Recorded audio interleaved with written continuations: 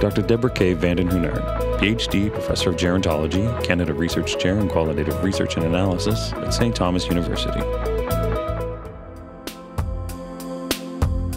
I work on a variety of different projects from time to time, so I'm mainly working to see how has widowhood changed for women as society has changed and women have changed over the last 20 years. When I'm really deep into the research, then I'll be going out with my recorder and my interview guide and interviewing people about their experiences, because I strongly believe that people are experts in their own lives. So it's important, if you want to study widowhood, to talk to widows. And so that's always a part of my life when I'm right into the research. A lot of times when people study aging, they come from the idea that old people are sad and lonely and helpless. When I first started studying widows, particularly, people would say, oh, that must be so depressing. But really, what you find out when you study widows is that older women are creative and resilient and strong.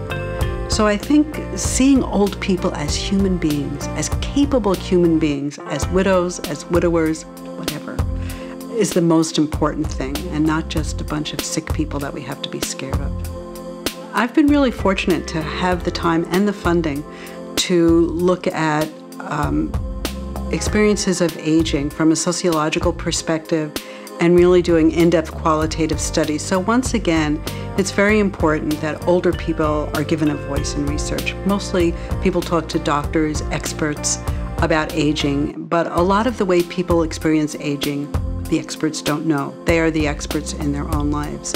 So being able to carry out that research, and so in my own studies, I've done the first major and really the only study of women's experiences as widows, and then followed that up by a study of widowers, and so men's experiences with losing their spouse.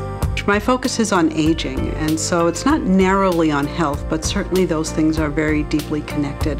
Most research on aging, and almost on anything in Canada, is done in the big cities, at the big universities, and in urban areas. We know so little about the experiences of people in smaller centers like Fredericton, in smaller rural areas.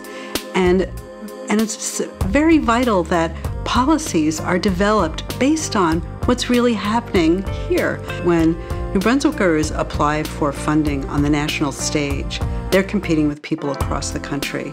When you look at the applications from some of the larger provinces, there's a lot of funding at the provincial level, and that means that when we go into those competitions, unless there's funding in New Brunswick, people will look at our records and they'll say they're not good enough. And so we really need to prepare both students to compete nationally, but also for researchers to be able to get some of those larger grants, those national grants, and then to allow our research to become well known around the country and internationally.